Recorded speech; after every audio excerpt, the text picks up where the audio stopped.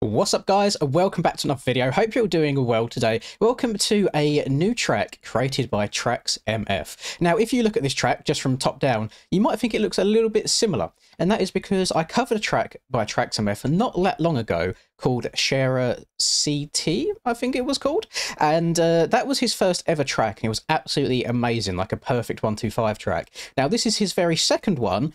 And I'll be honest, it looks basically more of the same. Now, the track is called Maratta RS, and apparently it is a real track that he's ridden in real life, like way back in the day, like 2007-ish time. And I always like seeing people put tracks that they like in real life into game. It's nice. It gets more of a personal touch, I think, than anything. And I'm just saying this from like top-down view flying around.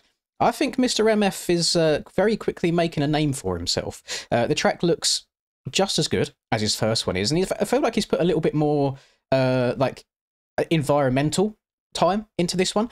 So if we go all the way over here, like we've got freestyle ramp in the background, etc., and it's quite sad. Like it's really sad to say this, but even down to this floor texture, I think the floor texture looks really, really nice.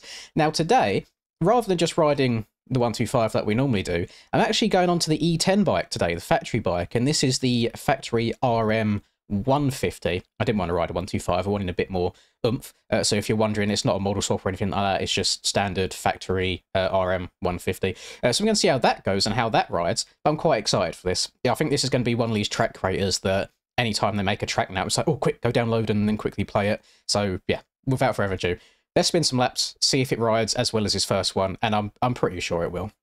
You know what is probably going to take me a couple of laps to get used to, though, is riding the old factory bikes. It's been a very, very long time since I've swung a leg over these. So they're faster, I believe, than the OEM, but I always remember, and they're more nimble in the air, but I always remember the front end being quite loose and sometimes a little bit difficult. It'll just go on you when you don't expect it. So we'll see if that kind of translates over through to today as well. Let's go around here to the left. I only just realised, literally, it was either yesterday or the day before, that I've not been running 3D grass in my game for what probably seems to be a very, very long time. So I reckon there's been a whole bunch of tracks that I've probably done quite dirty by running no 3D grass. But now you can see it dotted around here now. Should be a-okay for all the tracks moving forwards. I might have to... See what I mean about the front end already? I think we're just spoiled with how locked in and how solid / easy the OEM bikes are these days. So then we have something where the front end's a little bit more, ooh, I don't know. Actually, no. Thinking about it, Beta 19 made the front ends more loose, didn't they? Didn't it? So now on the factory bikes, it's going to be... Oh, okay. Yeah, I hadn't even thought of that. So I might have to be a little bit careful in some of these corners today. Maybe not lean it over quite as far as you normally would. But that would put me onto like a whole other topic, which I don't really want to get into today.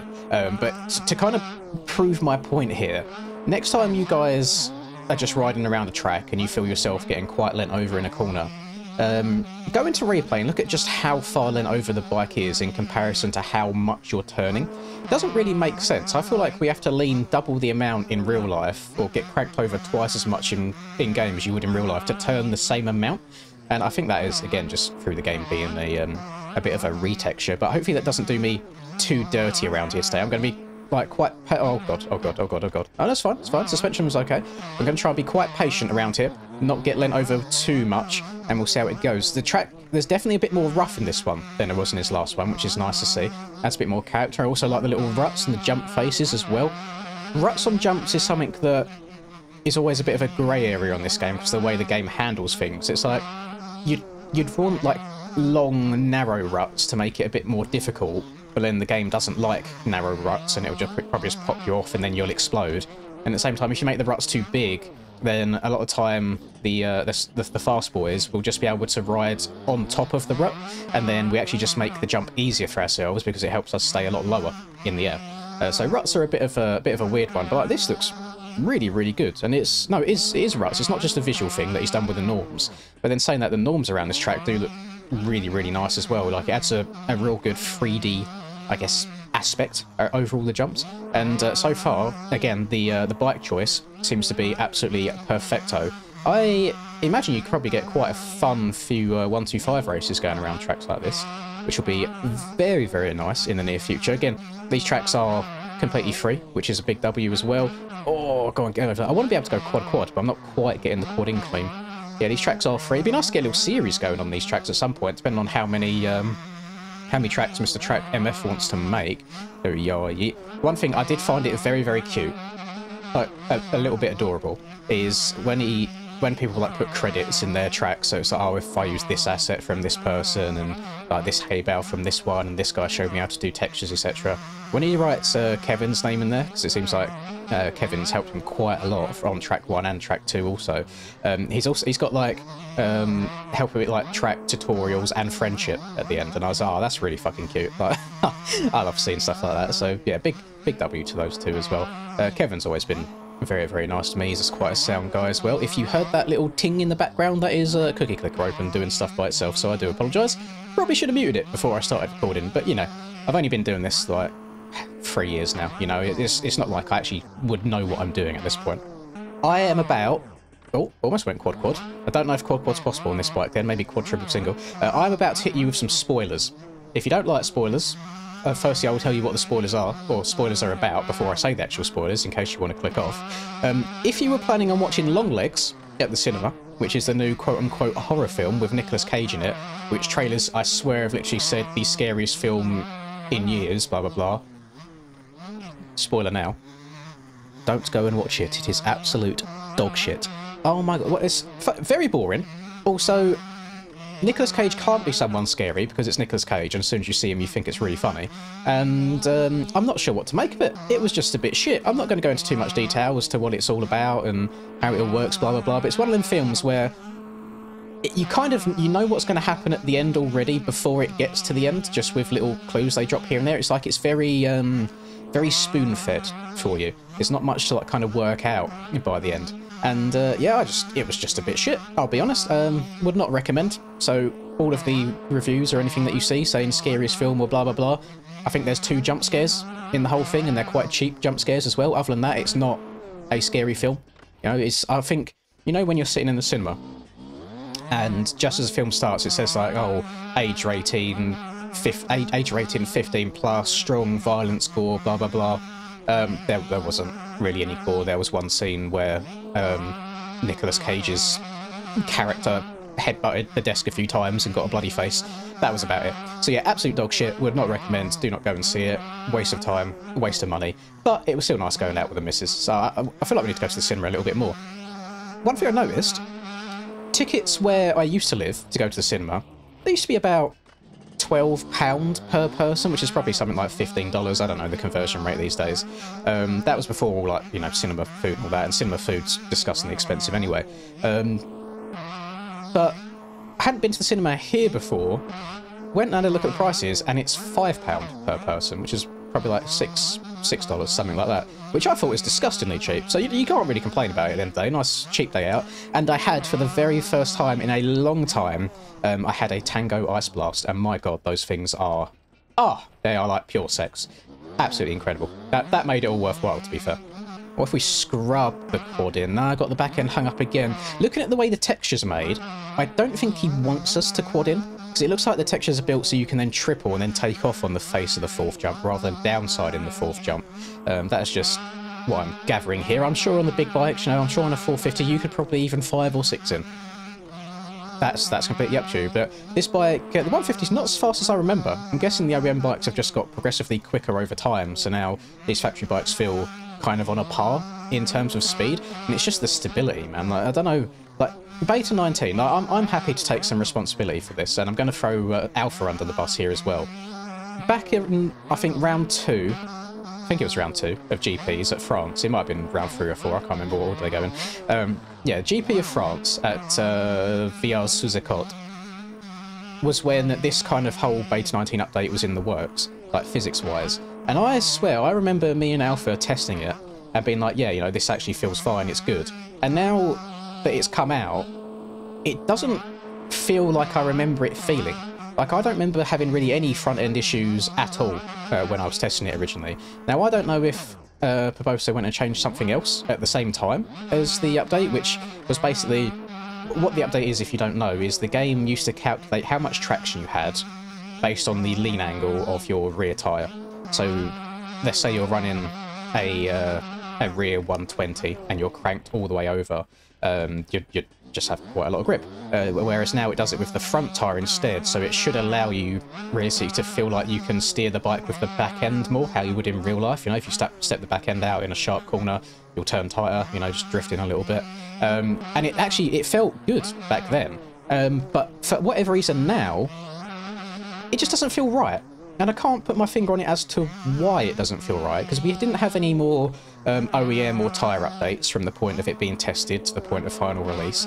I don't know if it just wasn't tested enough, or it was an oversight or what, but I don't know. It just, yeah, it feels weird at the moment. It just feels like it goes when you don't expect it to go. It does add, I think, in some ways, if you're running like an 80 front tyre on the OEM bikes, it's a little bit more realistic, because the way that we push some of the front ends in this game is just disgusting. Like, you would never get away with it. You would crash IRL.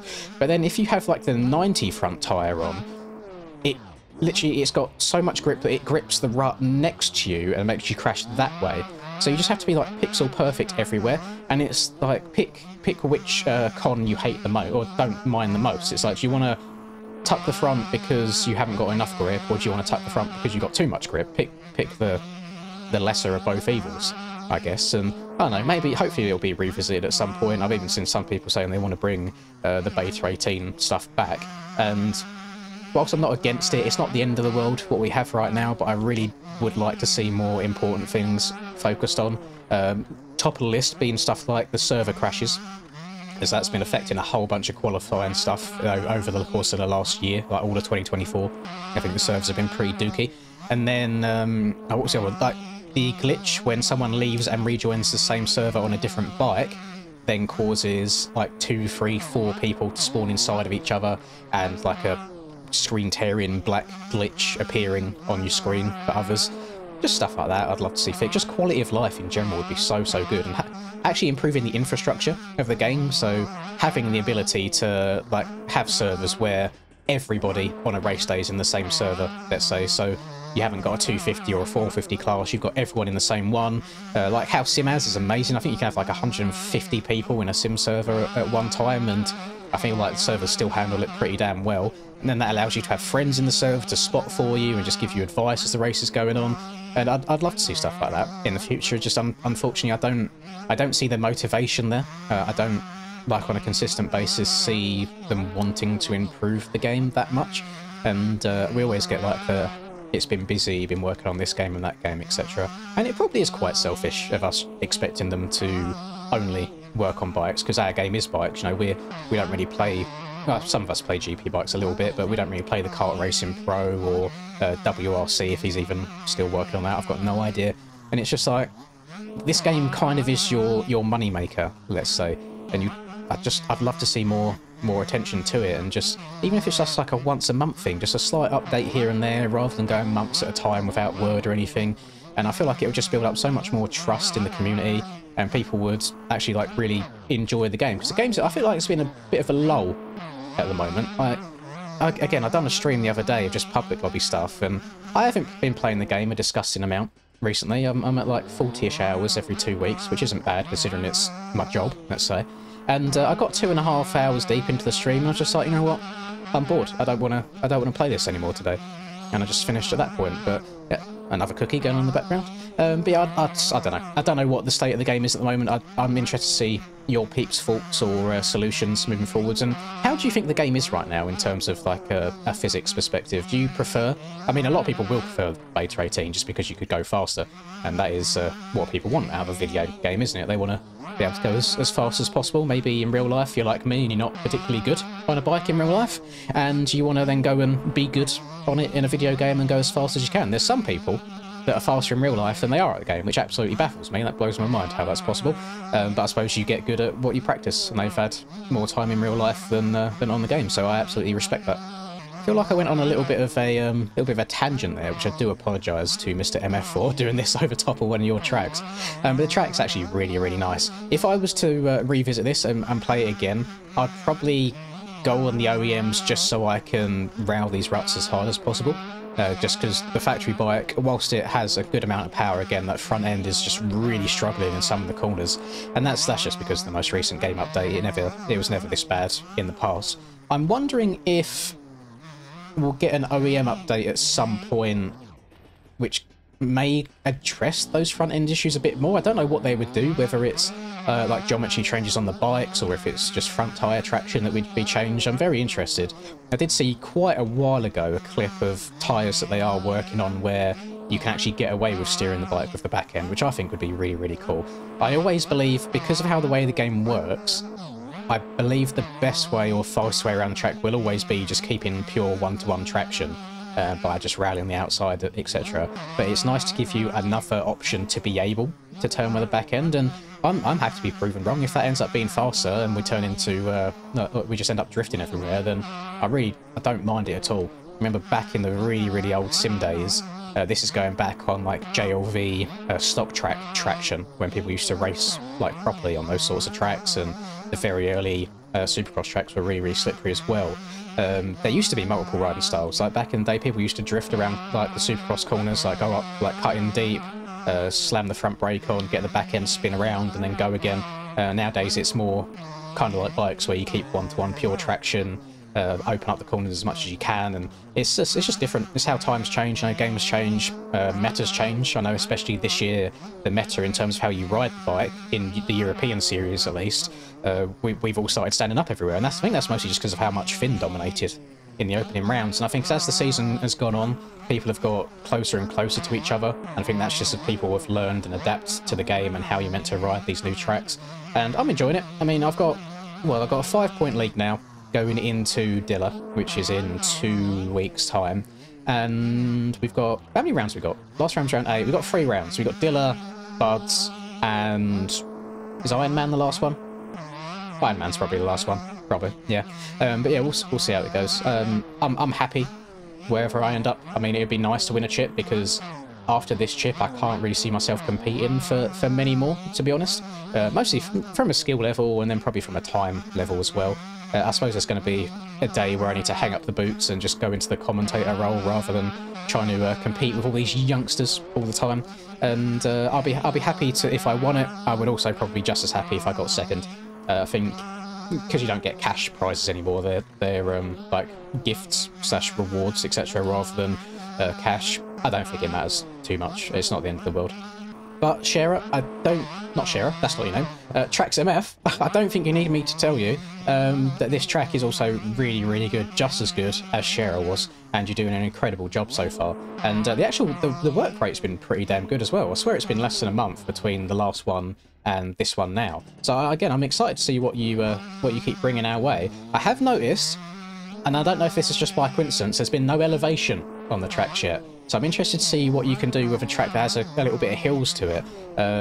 But yeah, I'm gonna finish off here, because you can see corners like that on an OEM bike. I think I'd survive.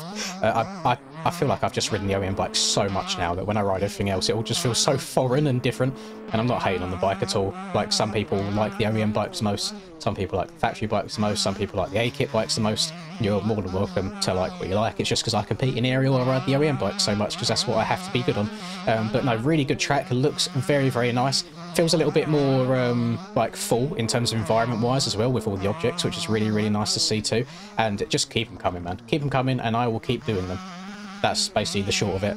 2 tracks made, 2 bangers made, W's all round. Thank you very much. Thank you guys for watching. Please do drop a like if you enjoyed, subscribe to the channel if you are new, and have a lovely rest of the day, wherever you're up to, and I will see you all in the next video. Peace. Lynn's in the zone, never backing down. Riding MX bikes, he's the talk of the town. 2022 champ with a YouTube crown. His game is tight, no signs of slowing down. Late nights, bright lights, he's chasing that fame in the digital arena. Writing his name, she's a 10 out of 10. Supporting his lane, hairline might receive, but his passion's the same.